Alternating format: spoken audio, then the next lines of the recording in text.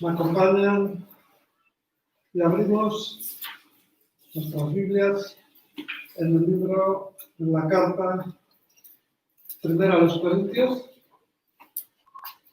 Primera a los Corintios, capítulo 7.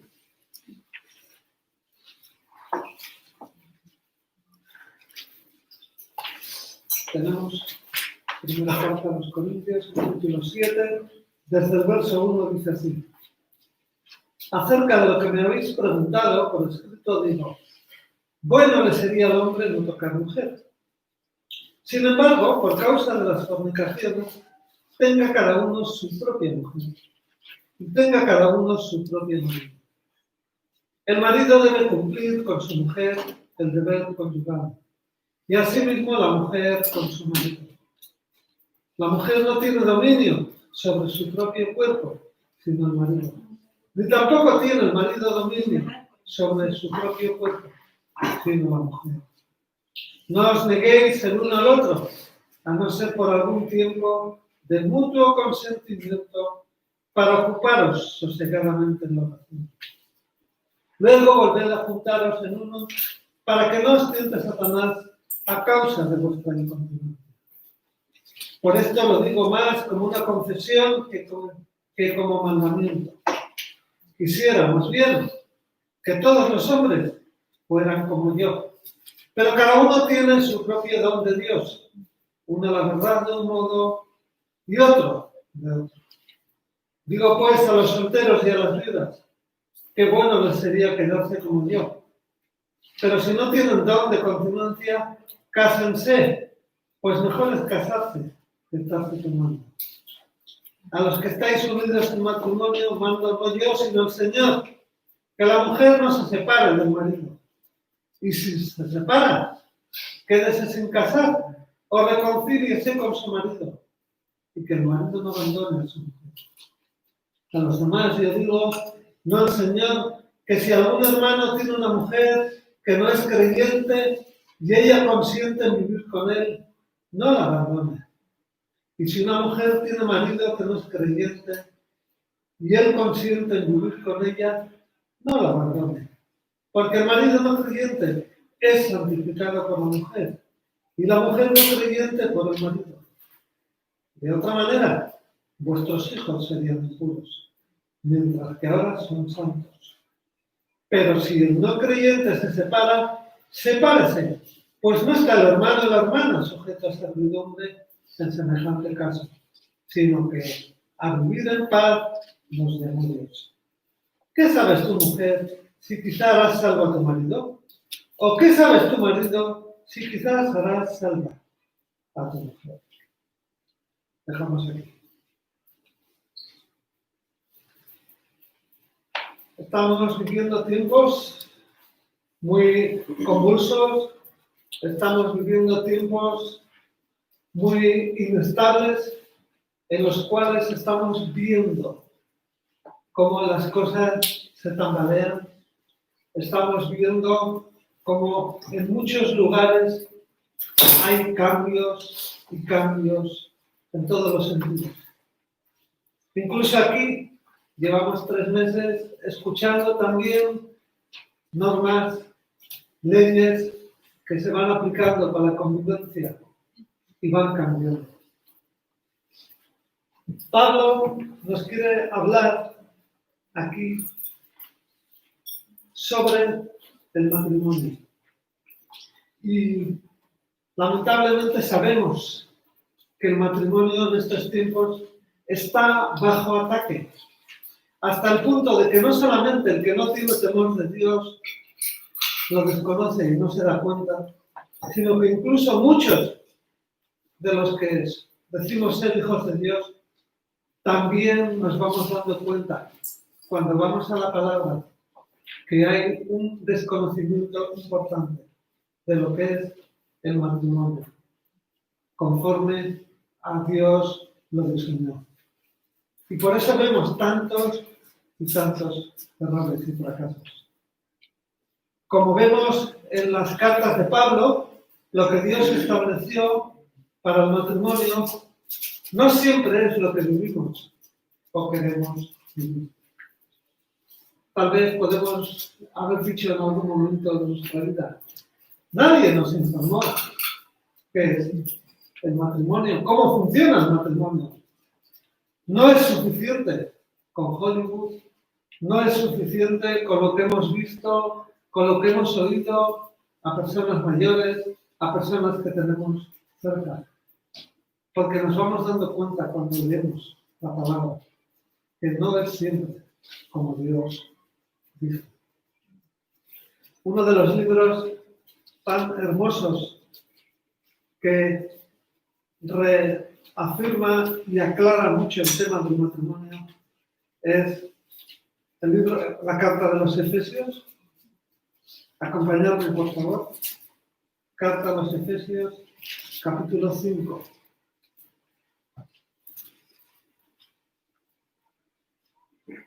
Capítulo 5, verso 21, donde dice Efesios 5, 21. Someteos unos a otros en el temor de Dios. Las casadas están sujetas a sus propios maridos como al Señor, porque el marido es cabeza de la mujer, así como Cristo es cabeza de la Iglesia, la cual es su cuerpo y Él es su Salvador.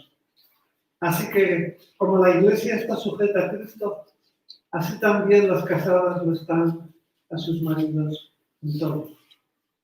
En este capítulo 5, prácticamente vamos a ir viendo que hasta el versículo 30 menciona y explica claramente cómo es el matrimonio conforme a los planes de Dios.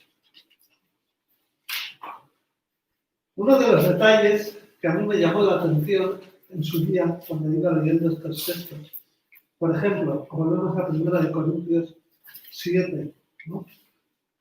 El versículo 7, perdón, cuando dice Pablo, quisiera más bien que todos los hombres fueran como yo, pero cada uno tiene su propio don de Dios, uno la verdad de un modo y otro de otro. Digo pues a los solteros y a las viudas que bueno les sería quedarse como yo, pero si no tienen don, algo que observamos aquí es que así como hemos escuchado que Pablo no debía estar casado, a veces escuchamos de que para no estar casado hace falta un don, decimos. Porque claro, uno no puede estar solo si no tiene un don. Pero aquí Pablo nos deja entrever que también para estar casado hay que tener ese don para respetar, diríamos, para sobrevivir conforme a los planes de Dios para el matrimonio. No tenemos más que ver a nuestros alrededores, o incluso cuando leemos un poco, el índice de fracasos matrimoniales aumenta y aumenta. Por eso, los hijos de Dios tenemos que mirar al escaparate de la palabra, tenemos que mirar a textos como 1 Corintios 7, Efesios 5, incluso donde vemos, como vemos en Efesios, cómo Pablo usa las imágenes del matrimonio para describir la relación entre Cristo y la Iglesia. Porque cuando vemos el corazón del hombre, tan difícil, tan lejano muchas veces de la forma de pensar de Cristo, vamos entendiendo cuán difícil resulta ver matrimonios que se sostienen. Sabemos que Dios es un Dios de orden y por tanto exige que su pueblo aprendamos a discernir entre el matrimonio bíblico y los muchos modelos que tristemente hay en la sociedad tan cambiante hoy en día. Como familia de Dios tenemos que recuperar ese concepto creíble Tenemos que demostrar a los que nos ven que por medio del amor de Dios, la familia ha de ser fiable. Tenemos que demostrar el amor de Dios también por medio de la relación esposo y esposa. La sociedad tiene que ver que somos seres humanos, somos visibles, somos tangibles y tienen que ver el valor práctico cuando hablamos del amor, cuando hablamos del respeto. Por eso tenemos que mostrarnos, tenemos que aprender cómo comportarnos en el hogar y cómo comportarnos fuera del hogar sin caer. Tristemente solemos escuchar como que hay un tipo de comportamiento en el hogar y otro fuera del hogar. Tenemos que llevar al hogar, tenemos que llevar a nuestra relación marido y mujer esa relación que primeramente tenemos íntima con Dios. Por eso es tan importante conocer a Dios personalmente, por eso es tan importante tener esa relación íntima con Él, en la cual día a día le vamos conociendo, vamos escuchando su voz, vamos aprendiendo a discernir en definitiva lo que le gusta, lo que le agrada. Porque sabemos que cuando nos salimos de los principios de Dios, poco a poco vamos imitando a la sociedad.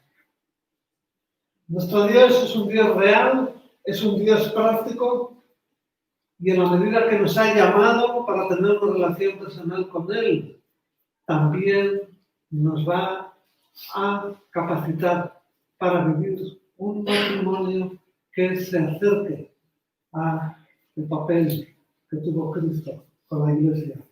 Entrega. Los conceptos que Dios nos habla cuando vemos aquí, autoridad y sumisión, son temas muy delicados en nuestra sociedad, en estos tiempos que nos está tocando vivir. Vemos a nuestro alrededor que hablar de sumisión ya no es sostenible, hablar de respeto a la autoridad ya no es popular, pero ¿en qué espejo nos estamos mirando? Por eso es tan importante que leamos la palabra y veamos que la palabra maneja todos los temas, incluso los matrimonios. Un detalle muy importante. Tenemos que aprender a distinguir entre el oficio y la persona. Como personas somos creación de Dios. Y por tanto, tenemos la misma consideración ante Dios como personas, tanto hombre y como mujer. Otra cosa es el oficio que Dios hace que nos toque desempeñar a hombres y mujeres. Por ejemplo, a efectos prácticos, Dios ha dispuesto que unos han de dirigir y otros han de obedecer.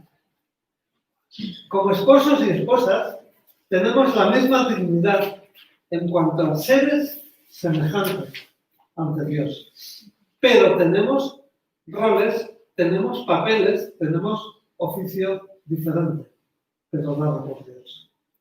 O sea, somos iguales en cuanto a nuestro valor ante Dios, pero no tenemos la misma identidad.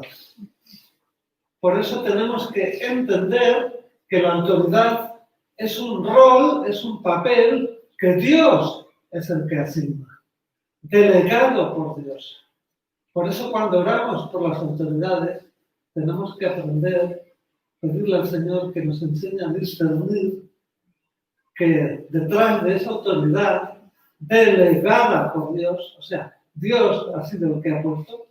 Acordémonos cuando nuestro Señor Jesús estaba delante de Pilato y Pilato le insistía, respóndeme, dime, ¿no sabes quién soy? Y Jesús, como le decía tan sabiamente, tú estás aquí en autoridad porque te has sido dada desde el cielo. Es Dios, nuestro Padre, el que da las autoridades. Por ello, cuando vemos la autoridad, tenemos que respetar, porque de esta manera estamos ejerciendo nuestro sometimiento a Dios. Por eso la sumisión tenemos que verla como un reconocimiento del ordenamiento divino hacia la sociedad. Dios es el que ha distribuido los papeles. Dios es el que permite que unos estén en autoridad. A nosotros nos toca honrar, porque de esta manera estamos sometiéndonos a Dios. Detrás de cada persona que ostenta autoridad, tenemos que discernir al mismísimo Dios. Y sabemos, conforme a la palabra, que esta autoridad no es ilimitada, no es para siempre, no es que tengamos que obedecer incondicionalmente, sino solamente esta autoridad es aplicable a las tareas que Dios ha dado a ese oficio referente a ese tema. Y siempre que no vaya en contra de las leyes de Dios. Por ejemplo, todo concepto de autoridad no debe usarse egoístamente, sino más bien en beneficio de aquellos a quien tiene que servir. Cuando pensamos en autoridad, no se trata de explotar la posición, sino la autoridad siempre tenemos que verla como responsabilidad. Por eso leemos en Efesios, las esposas deben someterse, pero los esposos hemos de amar. Vamos a verlo otra vez en Efesios 5. 5:21.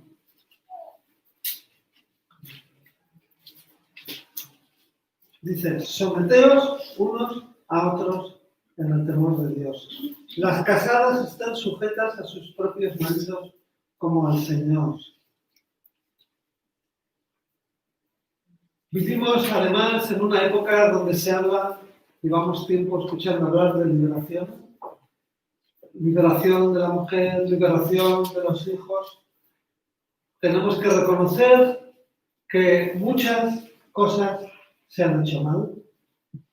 Pero recordemos, esto es algo muy interesante a la hora de compartir con los que no conocen a Dios cuando nos sacan estos temas, que el primer libertador fue Jesús. Recordemos que a Jesús le tocó vivir en una época en que se despreciaba a la mujer, los niños no tenían valor. Pero Jesús las trataba a las mujeres con cortesía y las honró. Y vemos también el papel que Jesús dio a los niños. Importante. Por eso nosotros muchas veces hemos imitado e incluso hemos permitido esas prácticas. Pablo vemos aquí que enfatiza la autoridad del esposo en base a su amor por ella. Por eso es muy bonito fijarnos en Efesios, cómo habla del matrimonio como Cristo hacia su iglesia. La autoridad está definida en términos de responsabilidad amorosa. Por eso cuando nosotros pensamos en autoridad y pensamos en poder, y pensamos en dominio, y pensamos en opresión, esto no es el modelo que Jesús ha establecido para nosotros como hijos de Dios. Esto no es el tipo de cabeza que Pablo quiere que aprendamos. Pablo siempre nos anima a que miremos a la cruz, a que miremos a la redención, a que miremos a Jesucristo.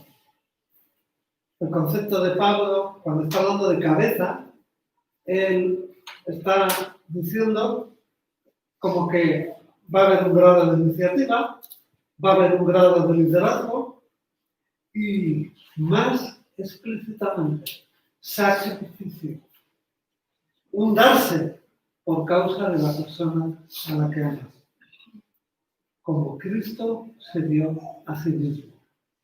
por su esposa, la Iglesia. Si cabeza significa poder, entonces es poder para preocuparse por el bienestar de la persona que se ama. No para hacerla daño, no para anularla, sino para ayudarla a desarrollar su papel ante Dios. Por eso, la meta del esposo, la meta de aquel que quiere unirse en matrimonio, tiene que ver, tiene que pensar en la cruz de Cristo.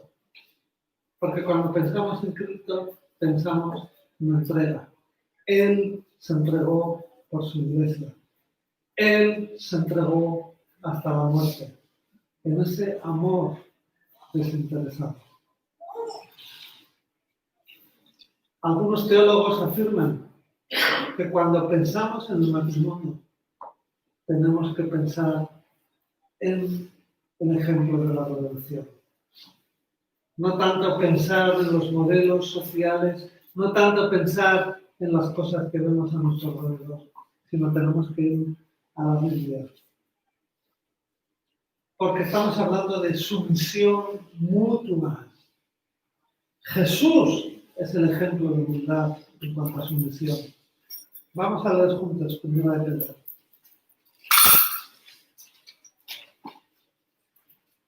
Primera de Pedro, capítulo 5, versículo 5, dice: igualmente, jóvenes, estad sujetos a los ancianos, y todos sumisos unos a otros, revestidos de humildad. Y todos sumisos unos a otros, revestidos de humildad. Jesucristo no pierde su dignidad cuando se da, más bien la demuestra. Por eso, cuando somos receptivos hacia los demás, cuando damos lugar hacia los demás, cuando nos colocamos al servicio de los demás, estamos mostrando mayor dignidad que cualquier individuo que no soporta ayudar a otro, que no quiere ser compasivo con otro, que solamente está pensando en uno mismo. Cuando nos damos a los demás, estamos imitando al mismo Mesías. Por eso insistimos tanto. Ejemplo sacrificial. Acompañadme al libro de Mateo. Evangelio de Mateo, capítulo 5, verso 32, dice: pero yo os digo que el que repudia a su mujer, y seguimos en el mismo Mateo, capítulo 19,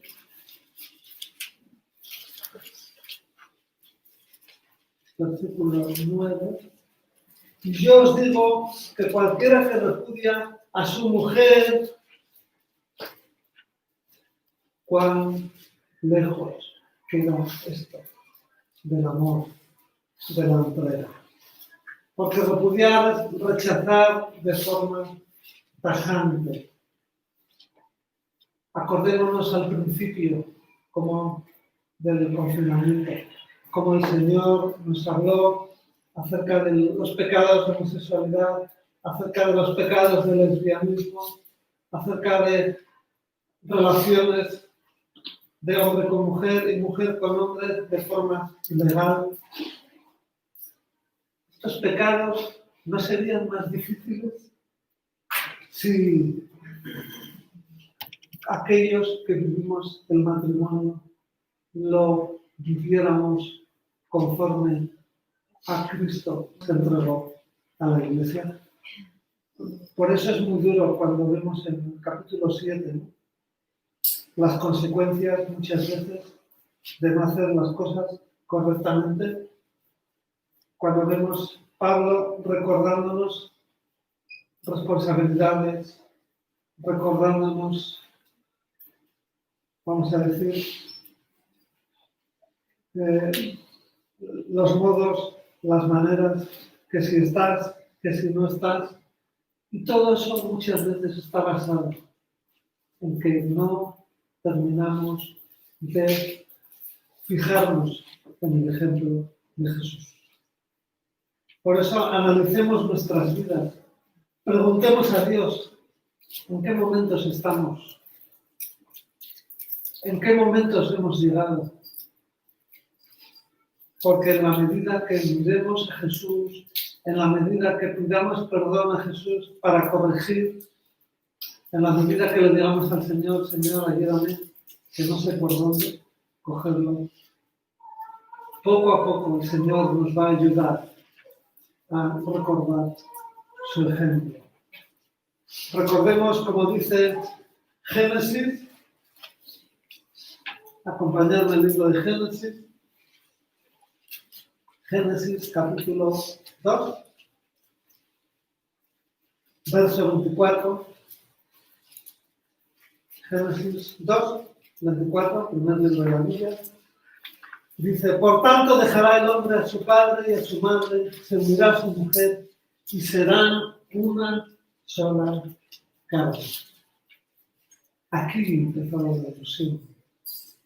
Aquí empieza la ilusión del matrimonio. Recordemos que el Señor nos regala, por medio del matrimonio, el satisfacer nuestro anhelo de compañerismo, nuestra necesidad de intimidad y también la unión espiritual.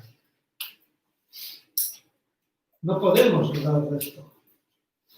Y además Pablo nos recuerda que la pasión solamente tiene lugar y satisfacción, derecho de satisfacción dentro del concepto del matrimonio. Por eso vemos en nuestros días cómo se caen las instituciones, cómo se tambalean los gobiernos, cómo los niños también viven conductas alejadas del plan de Dios, porque la estabilidad del matrimonio en muchos lugares va cediendo y no se vive conforme al plan establecido por Dios. Cuando el matrimonio se tambalea, la sociedad se tambalea. Hay muchos sociólogos que han investigado y han visto en lugares donde hay mucho conflicto y también se dan cuenta que en esos lugares muchos matrimonios no están funcionando. No tenemos más que mirar los tiempos que nos está tocando vivir. Lamentablemente eso es una realidad. Dios estableció unas reglas y en la medida en que nos vamos alejando de esas reglas, todo empieza a ser inestable. Encontré un apunte por ahí que decía que hacia el año 2001, en Estados Unidos, las relaciones que se estaban gestando ese año, escasamente el 25% eran matrimonios. El otro 75% era cualquier tipo de relación. Lógicamente, cuando la sociedad se aleja de la manera de hacer las cosas como Dios ha establecido, todo empieza a reventarse. Surgen problemas y problemas. Por eso el compromiso de que hasta la muerte nos separe ya no es garantía en nuestros tiempos. Si vamos recordando, vemos, como hemos leído, que en la Biblia, en Efesios, se usan las imágenes del matrimonio para recibir la relación de Cristo y la Iglesia. Es hermoso ver y fijarnos cómo Cristo amó a la Iglesia, la describe como su esposa, su modo de entrega hasta la muerte. Y de esa misma manera, el Señor quiere que nosotros, por medio de la ayuda del Espíritu Santo, busquemos esa manera de funcionar, esa manera de aprender, como hemos leído en 1 de Pedro, someternos unos a otros, en amor, en respeto. Cristo amó a su iglesia, Cristo se entregó por ella. Y de esa misma manera, los que somos esposos tenemos que aprender a entregarnos incondicionalmente. Porque, como leeréis en casa a lo largo de Efesios 5, hacia el final, vais a ver cómo menciona algo muy bonito. Cuando el marido ama a la mujer, también se está amando a sí mismo.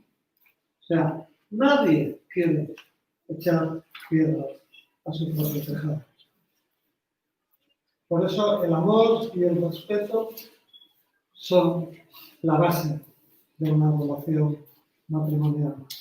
Y muchas veces, cuando vemos las consecuencias de relaciones que no han funcionado, muchas veces vemos, muchas veces escuchamos, muchas veces reflexionamos y principalmente nos damos cuenta que tal vez no supimos, tal vez nadie nos enseñó en qué consistía esto del amor, esto del respeto.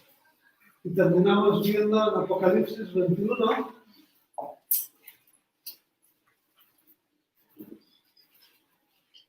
en Apocalipsis 21 vemos cómo se llama, vemos a la Nueva Jerusalén, que se la llama como una novia. Este es el lugar, podéis leer en casa despacito, en Apocalipsis 21, donde dice que el pueblo de Dios va a morar ahí por toda la eternidad. Y ahí vemos de qué manera nuestro Señor menciona a su iglesia, a su novia, con una belleza impresionante. Que el Señor nos ayude a pedir ayuda, socorro al Señor para aprender a amarnos, para aprender a darnos, para aprender a someternos, como hemos leído en Efesios, como Cristo se entregó su vida hacia la iglesia. Cerramos nuestros ojos. Señor, gracias. Gracias por el ejemplo de Cristo. Gracias, Señor, por esa entrega sacrificial. Gracias, Señor, porque tú has establecido que nosotros aprendamos a vivir así, maridos amando a las esposas. Señor, ayúdanos a corregir, ayúdanos a cambiar, ayúdanos a acercarnos a tu manera de hacer las cosas. Señor, muchísimas gracias, porque tú te diste. En el nombre de Jesús. Amén.